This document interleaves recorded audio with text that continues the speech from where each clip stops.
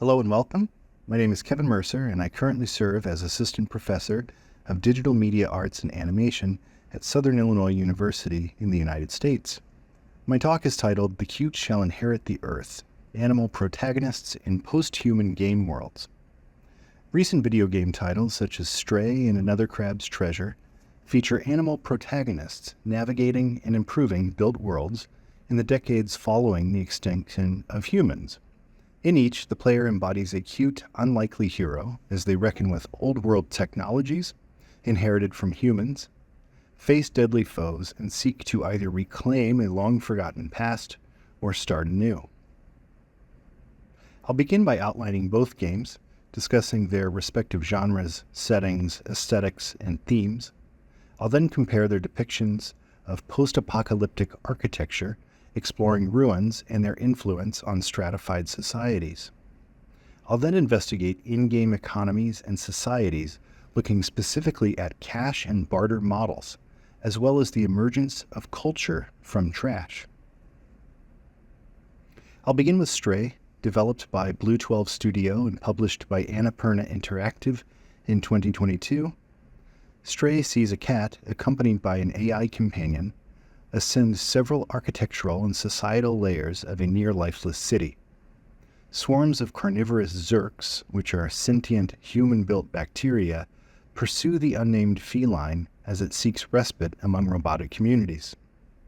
The primary goal of the titular character is to return to their home beyond the confines of a sealed city.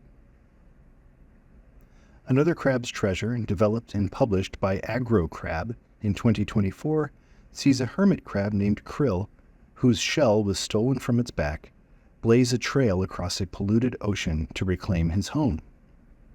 Throughout gameplay, the protagonist often returns to the city of New Carcinia to accept quests, trade for equipable items, and generally advance the story. Stray's game world is steeped in science fiction and rendered in quite impressive and realistic detail. Near-futuristic and retro-futuristic technologies crowd each gameplay zone, and artificial light is used nearly exclusively. Another Crab's Treasure features colorful, Pixar-esque game world, while still evoking a post-apocalyptic setting. Stray's gameplay loop is exploration-focused, requiring puzzle-solving and fetch questing. Another Crab's Treasure emphasizes melee combat and action role-playing mechanics. Stray features separate sandbox zones of linear and more open varieties. Another Crab's Treasure takes place in an open world with a variety of biomes and a small number of cities. Stray's robotic inhabitants have developed a barter-based economy, in which even a stray cat can participate. Another Crab's Treasure utilizes a cash-based economy of microplastics. Players simply spend set amounts of microplastics with in-game vendors. Though Stray and Another Crab's Treasure are aesthetically and mechanically quite different, they share in some unique qualities. Of course, they both put players in animal roles, and these animals are either displaced from their home or their home has been displaced from them. Humans are absent, though their impact is present. Trash is ubiquitous and even essential to the economies of both games. NPCs are forced to reckon with human-caused disasters. In both games, lush natural environments have slowly overtaken built spaces, and in turn, built spaces have been reorganized in response to changing environments. Ruins of the Anthropocene dominate Stray's game world. Most of the game takes place within a city entirely walled in by brutalist cast concrete. Designed to protect humans from a deadly plague, such structures effectively became mausoleums that entombed entire cities and their surrounding areas. Here we can see lush vegetation reclaiming the concrete as soft, natural light filters down from above. Over the course of gameplay, the player learns that a strain of bacteria designed by humans to eat trash has evolved over time into a variety of biological templates. Sometimes the bacteria is depicted similarly to a fungus or a plant. In this image, glowing pustules can be seen on the walls of the play space. Other times it has gigantic eyes protruding from walls and they follow the player around as they move. At its most dangerous, the bacteria manifests as swarms of sentient zerks, which chase and attack the player. The human-made disaster of aggressive sentient bacteria looms over large swaths of the game world. Another Crab's Treasure offers human ruins as well, but at a very different scale. Here, traffic signs dot the seascape and, in some instances, tower high above the player. Such ruins, including construction signs and traffic cones, point to a bygone human infrastructure that would have dominated the environment. They are, of course, out of place underwater, but still standing upright, which may be a way to signal through environmental storytelling that sea levels have in fact risen. Krill faces his own human-made disaster, known by NPCs as the gunk. Players may immediately recognize this substance as spilt crude oil, but within Another Crab's Treasure, the pollutant poses not only a physical health concern, but also an evil, maddening effect on its characters. Here, a boss is shown deploying a gunk slick with an old paint roller. In the distance lies a vast expanse of gunk that shimmers with the iridescence of crude oil. Both games pit their protagonist against humans' environmental impacts from the very start. The world of Stray is separated into zones, each with unique aesthetic and thematic qualities. As the player progresses the story, they will traverse the abandoned streets and alleys of the dead city. They'll scour the slums for key items, ascend a half-finished skyscraper, meet the inhabitants of Ant Village, and engage in mischief in Midtown. Ant Village, shown here, is an exceptional illustration of the stratification of the robotic society, both in terms of class and geography.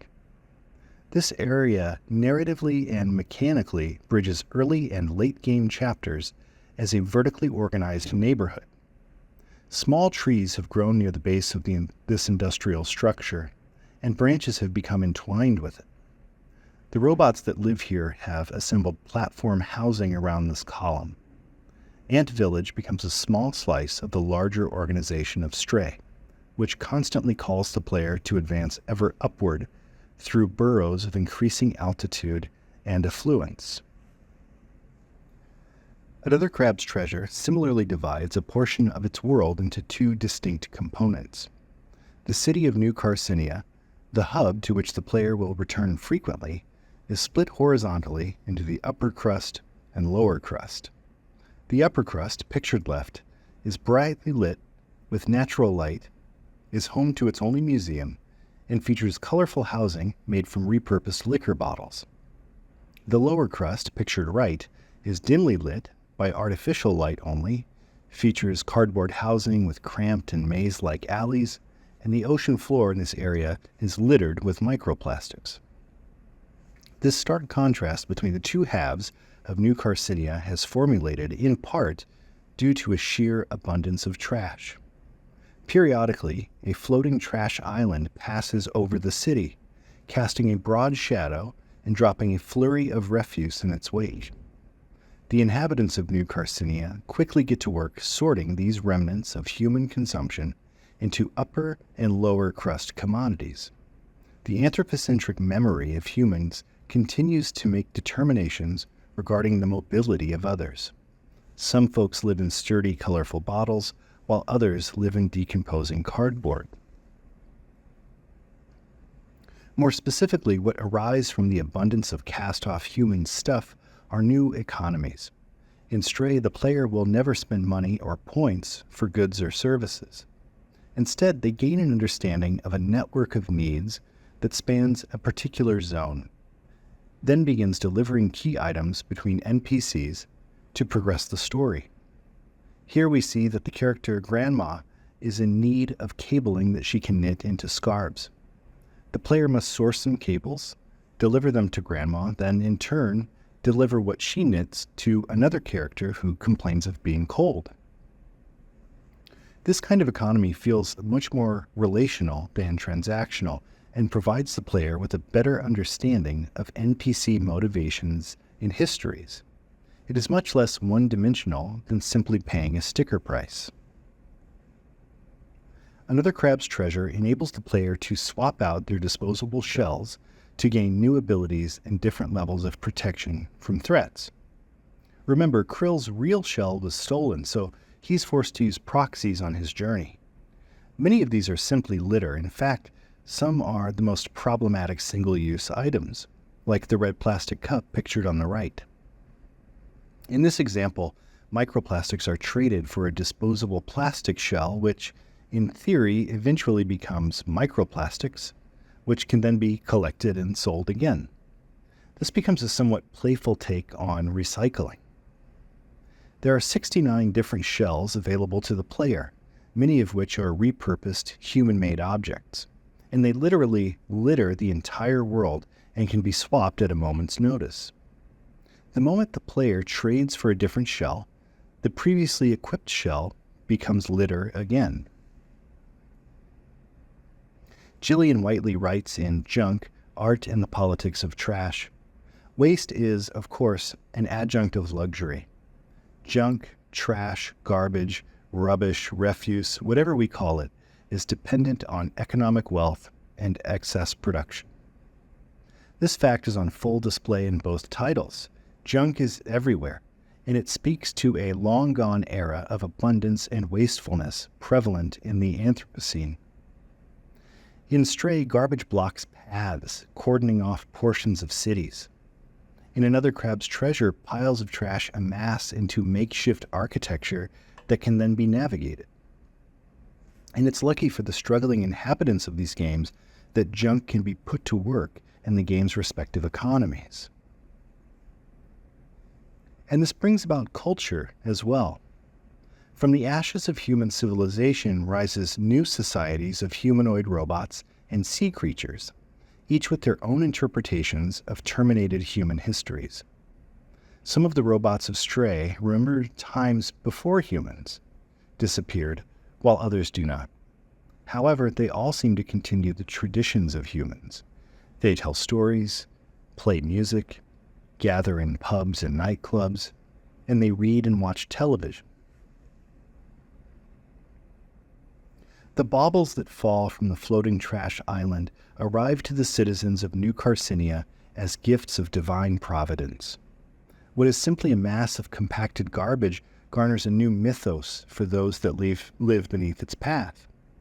It eclipses them regularly like a celestial body and looks upon them kindly as a god. The storytelling that arises from this unexplained phenomenon indicates a nascent culture that's reconciling its past and harsh present. While this game appears colorful and fantastical, and even brings a healthy dose of humor to a tragic situation, floating trash islands are, of course, quite real. The Great Pacific Garbage Patch is estimated to be 3 times the size of France. Pictured here is a boss enemy, Magistra, tyrant of Slack-Tide. As do many characters in the game, Magistra wears bits of refuse as fashion and armor. She wields a tea diffuser as a morning star. She wears a cheap 30th birthday tiara as a crown. Her throne room is adorned with chess pieces, and it has stained glass windows made from sea glass. Her boss arena is an assemblage of human refuse, repurposed into make-do royal architecture. In response to assemblage art in the mid-century, Lawrence Alloway introduced the notion of junk culture and stated, "Assemblages of such material come at the spectator as bits of life, bits of the city." Here we can see another example of a gunk slick with caustic purple bubbles rising. Krill is wearing an aluminum soda can shell and wields a shrimp fork as a sword. He too armors himself with bits of life, bits of the city. Krill and Magistra make bricolage of themselves in order to contend with the harsh world known as the Sands Between. Whiteley also discusses the beginnings of junk art as a form of assemblage. stating, "With its deployment of the ephemeral, discarded in the filthy, it has been viewed as a disruptive, transgressive art form which engaged with narratives of social and political dissent, often in the face of modernist condemnation as worthless kitsch. Agrocrab has made a decidedly disruptive and political maneuver in building so much of its game world from trash." In the portion of the game world known as the Old Ocean, the player encounters the bones of a coral reef and soap bottle platforming challenges. The seascape is washed out, nearly devoid of color, and in this space the visual languages of the clean and the dirty are brought into close conversation. This sterility, this bleaching effect, the kind that happened to the bleached city later in the game, results from humans' harsh detergents in refuse, and it results in wildlife lost. The bright spot in this is that embodying a hermit crab affords the player new ways of engaging with the game world. Krill can bounce along the bubbles that rise from the cast-off detergent bottles, creating play from a dire situation. In S.T.A.L.K.E.R, the robots have devised a pulley system for delivering items between buildings, but for the player this becomes a mode of transportation.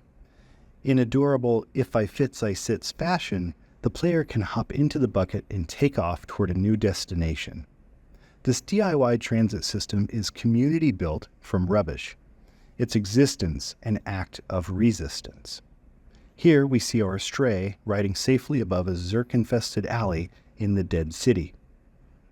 By simply changing the scale of the player character, from that of a human to that of a small animal, the ways in which players experience the world shift dramatically.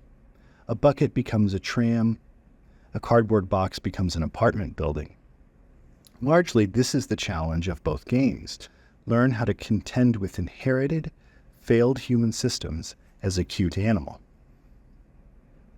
The unnamed stray and krill begin their journeys as small, powerless characters thrust headlong into the ruins of a failed human civilization. They venture across dangerous, polluted worlds and witness the emergence of new cultures and the aftermath of human extinction. Leah Virgin writes in When Trash Becomes Art, to preserve garbage and repropose it, whether elaborated or not, as a possible way of understanding past experiences that have been revisited, memories and not just recollections, therefore, beyond the imprint, beyond the trace, a preservation of sensation and not a reminiscence, is to create culture. As is the case in Stray and Another Crab's Treasure, the cute have indeed inherited the earth. They've inherited environmental disasters, refuse, collapsed infrastructure, and archaic languages.